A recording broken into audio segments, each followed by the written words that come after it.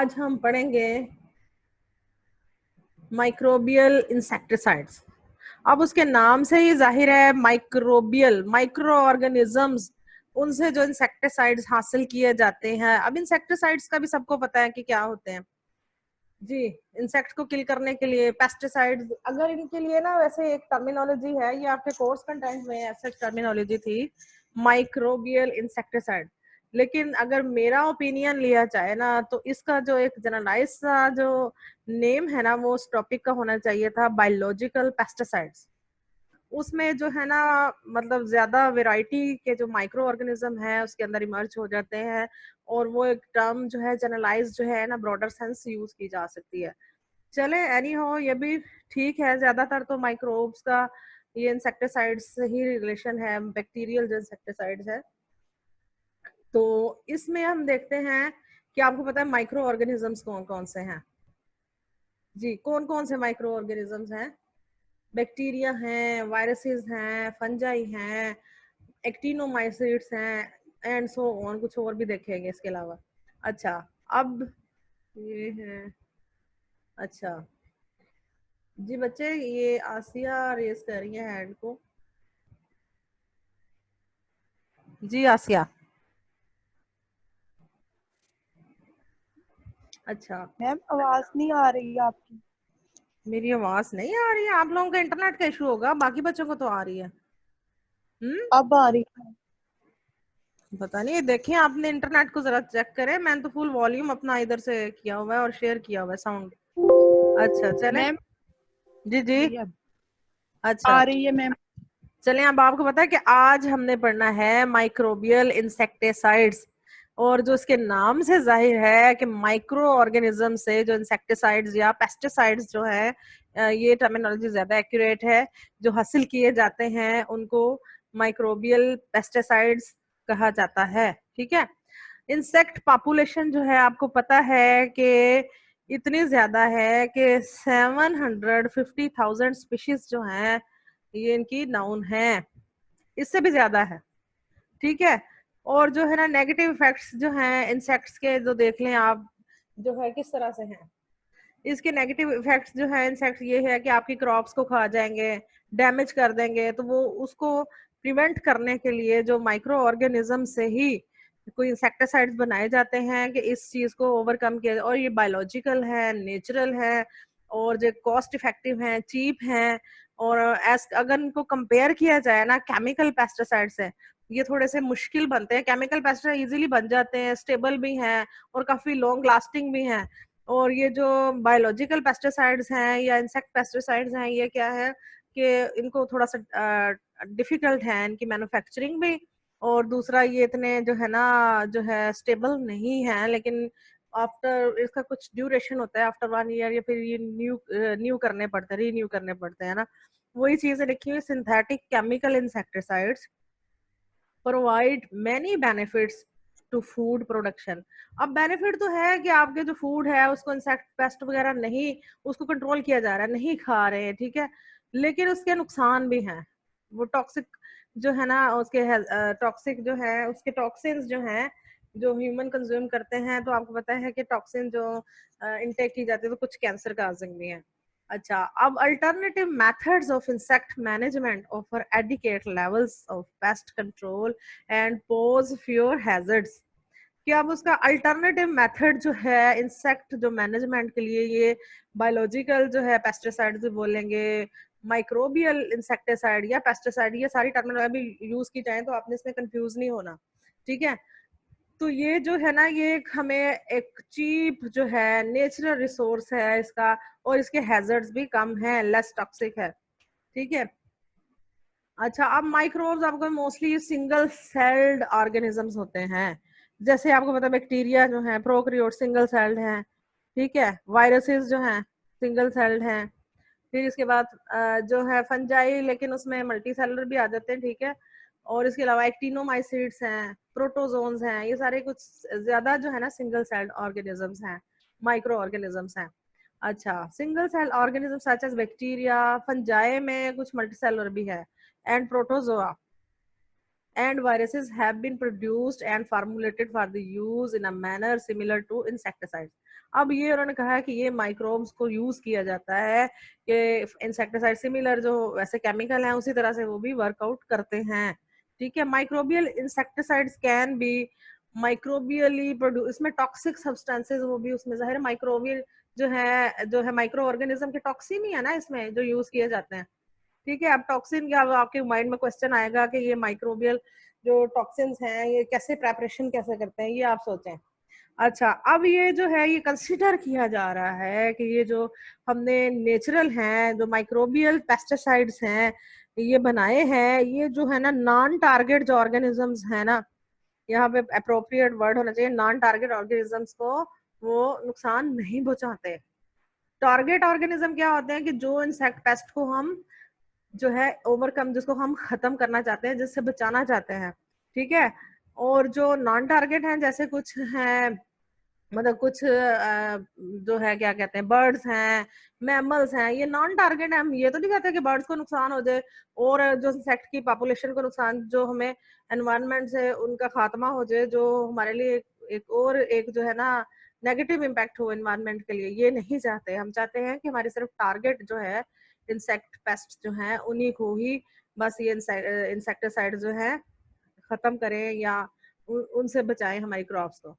ठीक है, अच्छा, अब जो टाइप्स वही बता रहे हैं कि माइक्रो ऑर्गेनिज्म कौन कौन से हैं। बैक्टीरियल हैं, एक्टिनोमाइसिड भी टाइप ऑफ बैक्टीरियाज हैं, और ये जो ज्यादा ना जो है ये इंडस्ट्रियल जो बायोटेक्नोलॉजी में ज्यादा एक्टिनोमाइसिड्स यूज होते हैं। वायरल है, फंगल हैं, प्रोटोजोन्स हैं, प्रोटोजोन्स का भी आपको पता होगा जी।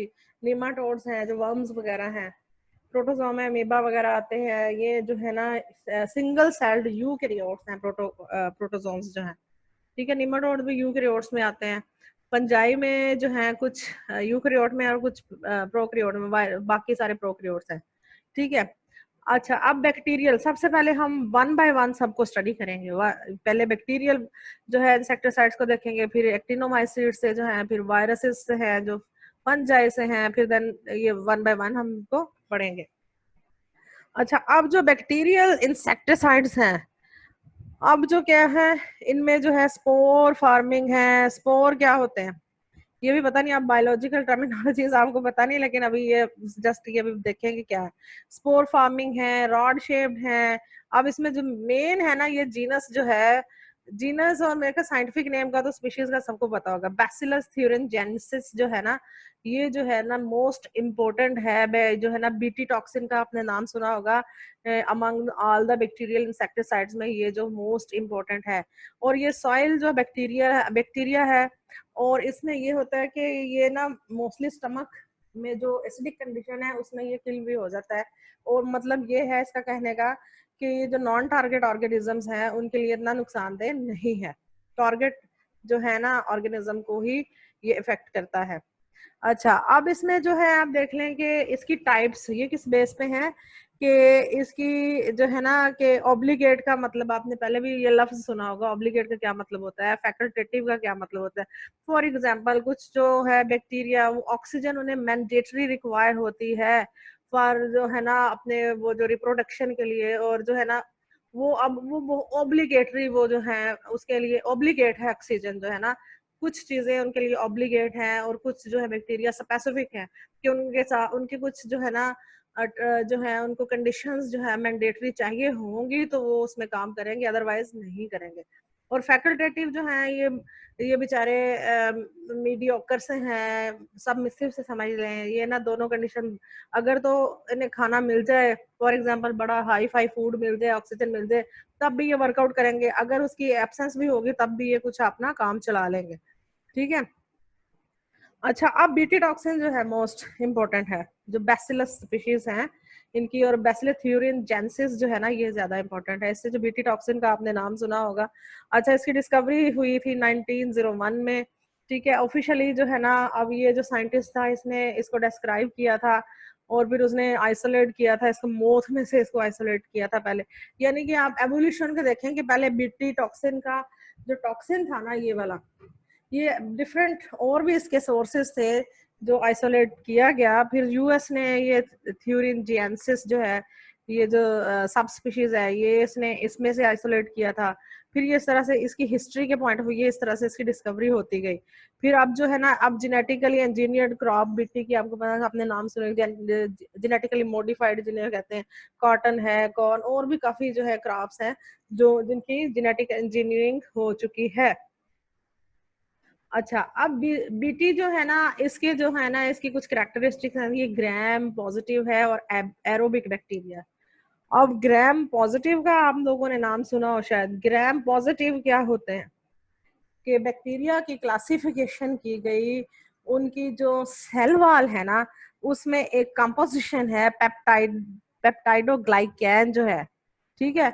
अच्छा, उसकी प्रेजेंस जो है अगर बहुत ज्यादा क्वांटिटी में, उसमें ना एक्चुअली ये साइंटिस्ट ने एक एक्सपेरिमेंट परफॉर्म किया था जिसकी बेस पे डिफरेंट टाइप्स के बैक्टीरिया को क्लासिफाई किया था। बहुत सिंपल सा एक्सपेरिमेंट था कि उन्होंने एक जो है ना जो है वायलेट, पर्पल वायलेट शायद, एक स्टेन यूज किया था। उसमें डिफरेंट टाइप्स के बैक्टीरिया रखे थे।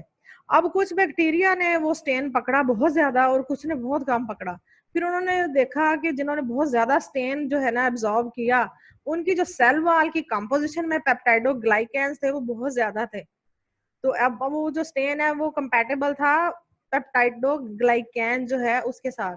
अब जिसमें वो कम थी कंपोजिशन में सेल वॉल की पेप्टाइडोग्लाइकेन्स जो है, तो उसमें स्टेन बहुत कम जो है उन्होंने पकड़ा। तो इस बेस पे उन्होंने क्लासिफिकेशन की थी। तो इस बेस पे जो बैसिलस है इसको भी ग्राम पॉजिटिव बैक्टीरिया कहते हैं और ये एरोबिक है, ऑक्सीजन रिक्वायरिंग है, ठीक है। अच्छा, अब इसकी पैरास्पोरल बॉडी है। अगर इसका हम नेक्स्ट, मैं आपको इसका स्ट्रक्चर भी बताऊंगी कि इसमें क्रिस्टल प्रोटीन होती है, ठीक है। और ये इसका स्ट्रक्चर से आपको पता चलेगा, ठीक है। That is proteinaceous and possess insecticidal पर। अब जो क्रिस्टल प्रोटीन है ना, ये टॉक्सिक प्रोटीन है।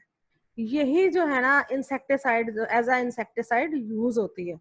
अच्छा, पैरास्पोरल बॉडी, इसमें स्पोर जो है ना, एक उसका स्पोर पोर्शन है, स्पोर प्रोड्यूसिंग पोर्शन है, और जो है ना क्रिस्टल प्रोटीन उसके अंदर। अब स्पोरुलेशन क्या होती है? अंडर अनफेवरेबल कंडीशन, आपने सुना होगा कि जो बैक्टीरिया है ये वाला, ये सॉइल बैक्टीरियम है ना। अच्छा, अंडर अनफेवरेबल कंडीशन में क्या है कि उसको जब अपने ग्रोथ के लिए जो है ना ऑक्सीजन मिल रही है ना कुछ मिल रहा है, लेकिन फिर भी ये सर्वाइव कर जाता है। उसमें क्या करता है, ये अंडर डॉर्मेंट कंडीशंस में चला जाता है। और जब डॉर्मेंट कंडीशन में जब तब ये क्रिस्टल प्रोटीन बनाता है। ये आप इसका स्ट्रक्चर देखेंगे तो एक्चुअली जो क्रिस्टल प्रोटीन है ना, क्राई 1AB, क्राई 2AB और क्राई क्राई की आप काफी इंटरनेट आपने करे ना सर्च आउट, तो इसके नाम से काफी ज्यादा प्रोटीन्स आपको मिलेंगी। तो ये एक्चुअली है क्रिस्टल प्रोटीन है। उसके स्ट्रक्चर में भी हम देखते हैं। अच्छा, अब parasporal body comprises crystals and वही टाइटली पैक्ड जो है टॉक्सिन्स जो है उसमें जो है जिसको हम क्रिस्टल प्रोटीन कहते हैं। अच्छा, ओवर 60,000 आइसोलेट्स बीटी जो है ना, जो है 50,000 जो आइसोलेट हैं बीटी के, जो है ना मेंटेन किए गए हैं, ठीक है। अच्छा, ये इसका जनरलाइज स्ट्रक्चर देखते हैं बीटी का। ये देखें, इसमें ये स्पोर है, स्पोरुलेशन हुई है अंडर अनफेवरेबल कंडीशन है। ये इसका डीएनए है, ये सारे राइबोसोम से हमें कंसर्न नहीं है, हमें तो इसका ये इससे कंसर्न है कि बीटी टॉक्सिन क्रिस्टल जो है, एक्चुअली ये जो क्रिस्टल प्रोटीन है ना इसके अंदर, यही जो है एज इसे इसे एक्सट्रैक्ट किया जाता है एज इंसेक्टिसाइड के तौर पे जो यूज होती है। ये इसकी सेल मेम्ब्रेन है, ये सेल वॉल है, ठीक है। अब जो इसका अगर स्ट्रक्चर, प्रोटीन का स्ट्रक्चर देखा जाए ना, क्राई प्रोटीन्स का, तो उसमें जो है ना ये देखें, ये फिर उसका वही जनरलाइज स्ट्रक्चर है। यहाँ पे ये स्पोर है इसका, ये क्रिस्टल स्ट्रक्चर है। अब ये जो क्रिस्टल स्ट्रक्चर है ना, ये एक्चुअली प्रोटीन है।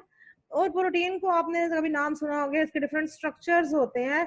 3 डायमेंशन स्ट्रक्चर है, प्राइमरी, सेकेंडरी जो है ना, टर्शरी एंड क्वाटर्नरी स्ट्रक्चर्स होते हैं, ठीक है। अब उनमें उसने बताया है कि जो क्राई प्रोटीन के ना 3 डोमेन्स हैं।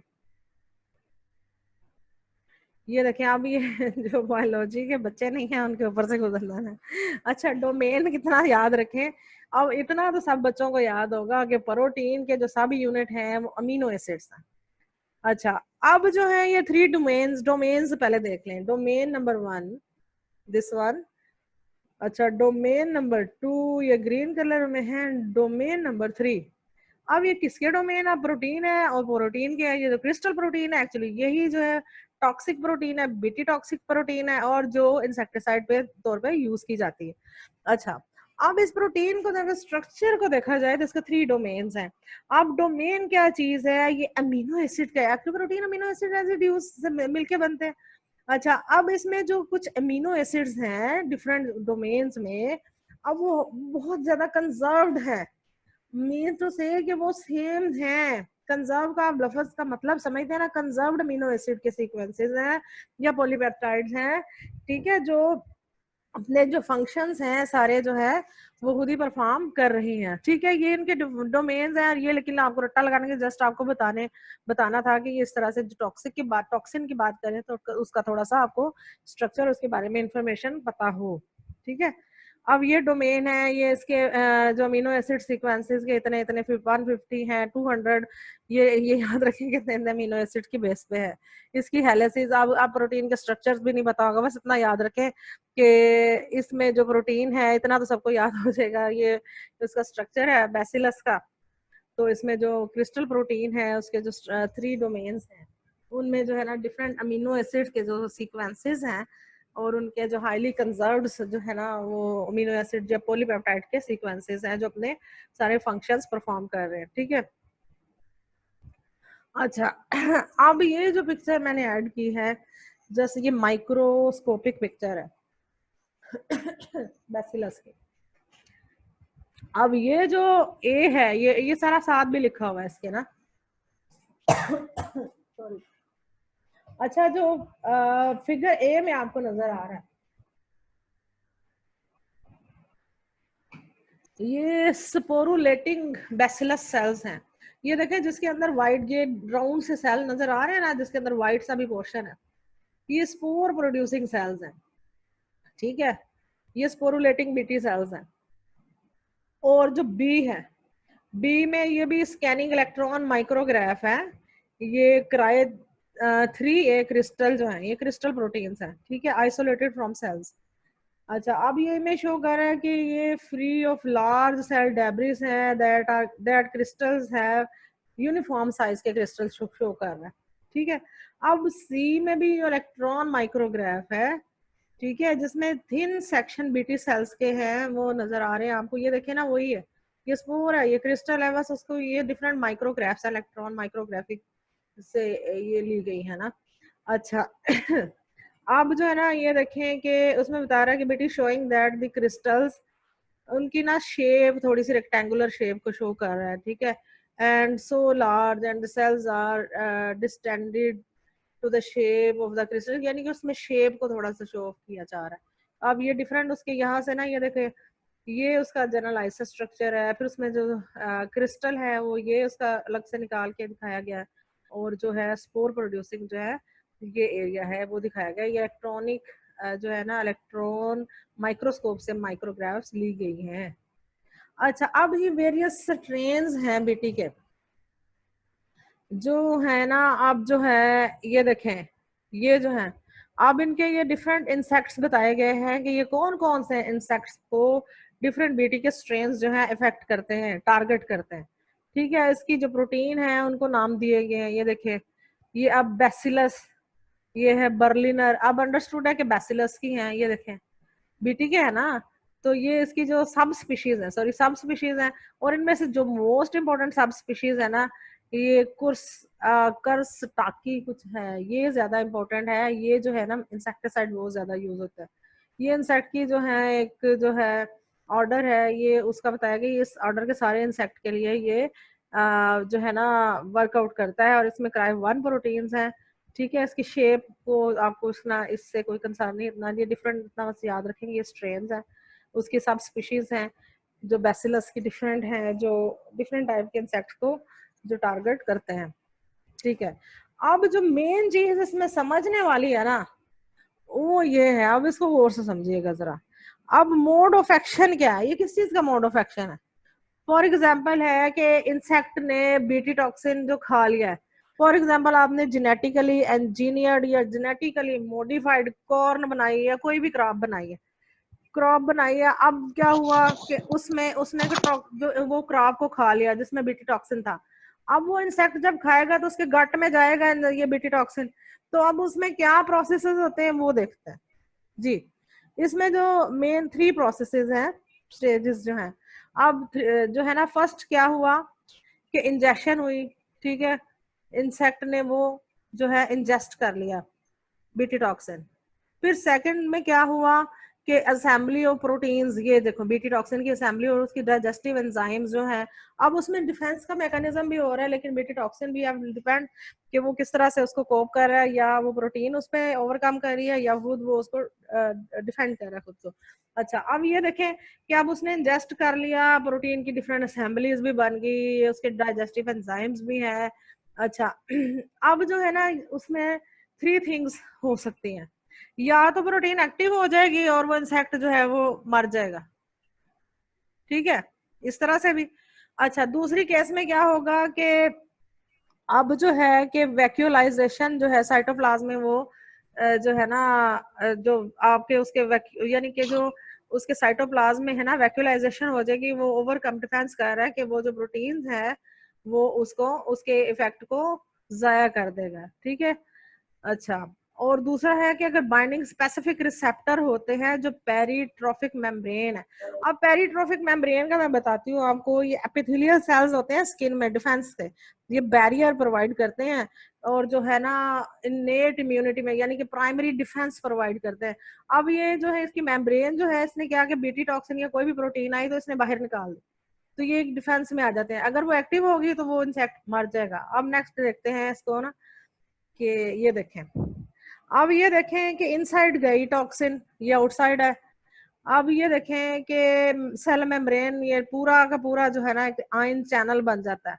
ये देखें, द टॉक्सिन इंसर्टेड इन गट, जैसे गट में गया इंसेक्ट के टॉक्सिन, क्या गया हो गया। फिर एपिथेलियल सेल की membranes of the insect and forms an ion channel बना लेते हैं। ये देखें कि ऐसा आयन चैनल बना लिया इतना बड़ा कि सेल का cytoplasm between the cytoplasm and external environment, ये साइटोप्लाज्म के थ्रू आउट एक्सटर्नल एनवायरनमेंट तक जा रहा है, leading to loss of cellular ATP. Cell की सारी एनर्जी इसमें जाया हो जाती है और सेल की ये इंसेक्ट जो मर जाता है, ये मरने वाली मैकेनिज्म शुरू हो रही है, ठीक है। अच्छा, अब जो बीटी की एप्लीकेशन, ये पहले आपको मैकेनिज्म के बीटी करता क्या है, बीटी की इंपॉर्टेंस क्या है, कुछ जनरल उसकी जो है इंट्रोडक्टरी सा था। अब उसकी एप्लीकेशंस देख लें। अच्छा, इसका स्प्रे जब कैटरपिलर पे है, देखें, spray when caterpillars are still small. Caterpillar क्या, लार्वी होते हैं, लार्वल कंडीशन को बोलते हैं, ठीक है। इंसेक्ट के जब लार्वा बहुत छोटी वो क्या इन्फिनिट स्टेज में होते हैं। अच्छा, उस वक्त ये स्प्रे किया जाता है, completely cover all leaf surface. अच्छा, अब वो पूरे लीफ के सरफेस पे स्प्रे कर दिया जाता है, ठीक है। The insect must ingest the bacteria when they are feeding. अब जाहिर है इंसेक्ट ने क्या करना है, जो फीड करेगा। अब ये भी एक दूसरी, एक तो आपने इसकी टू मैकेनिज्म है, या जेनेटिकली इंजीनियर्ड आपने क्रॉप्स बना लिए, या आपने स्प्रे किया तो तब भी वो बीटी उस पे आ गया, टॉक्सिन लग गया। अब इंसेक्ट जब खाएगा तो तब भी वो टॉक्सिन उसके अंदर चला जाएगा, ठीक है। स्प्रे इन द इवनिंग करना चाहिए, ये बेटर है। जब अगर बारिश वगैरह हो जाए तो उसको दोबारा करें, ठीक है। अच्छा, अब जो है ना एक वैरायटी है जिसको हम बोलते हैं बीटी इसराइलियंसिस। इसराइलियंसिस, अब ये उसके नाम से ही जाहिर है कि इसराइल के किसी जो है ना इलाके से ये जो वैरायटी उन्होंने डिस्कवर की थी। अब वो इतनी अच्छी उन्होंने रेजिस्टेंट वैरायटी बीटी की डेवलप की है कि वो मल्टी जो है ना फंक्शनल है, मल्टीपल इंसेक्ट्स को और जो है ना किल करती है। बल्कि इसके अलावा फंगल कुछ है जो है ना लार्वी को भी किल करती है। ये देखें, ये जो है kills mosquito, black fly, fungal जो है लार्वी को करती है। अच्छा, अब जो बीटी की एक और वैरायटी है सैन डिएगो। अच्छा, ये उसके डिफरेंट जो है ना, टाइम रनिंग आउट आ रहा है, अच्छा जल्दी से इसको खत्म करते हैं। अच्छा, और ये पोटैटो बीटर डिफरेंट टाइप के आपको पता है, मॉस्किटो को, फ्लाइज को, फंगल लार्वी को, बीटल्स को, ये मल्टी फंक्शनल है। बीटी टॉक्सिन मतलब इतना ज्यादा ये मतलब ये है वर्कआउट कर रहा है, मल्टी फंक्शनल हो चुका है कि डिफरेंट पेस्ट को कंट्रोल करने में ये वर्कआउट हो रहा है इसका ना, इस पे काम हो रहा है और ये बहुत ज्यादा दुनिया में काम किया जा रहा है और ये सक्सेसफुल है बीटी जो है ना, ये टेक्नोलॉजी जो है। अच्छा, अब ये ट्रेडमार्क है। ट्रेडमार्क का मतलब मेरे ख्याल अच्छा समझते होंगे कि ये जो बनाए हैं लोगों ने, कुछ ने जो इंसेक्टिसाइड या पेस्टिसाइड्स बीटी के, ये उनके डिफरेंट नेम है, उनकी वैरायटी। ये जो सबसे पहला है ना कुर्सटेकी जो है, ये जो बहुत इंपॉर्टेंट है, ये बहुत फंक्शनल है। और जो ये जो वर्म अटैक है, कैटरपिलर वगैरह, ये मतलब इस पे बहुत ज्यादा इफेक्टिव है। ये ट्रेडमार्क है और ट्रेडमार्क ये है कि ये मिल जाते हैं और ये जो है पेटेंट है, ये जिन्होंने बनाए हैं जाहिर है उसको ये पैसा जा रहा है सारा। अच्छा, अब ये डिफरेंट बीटी की वैरायटीज हैं, ये डिफरेंट उसके प्रोडक्ट के नाम से ये अवेलेबल है।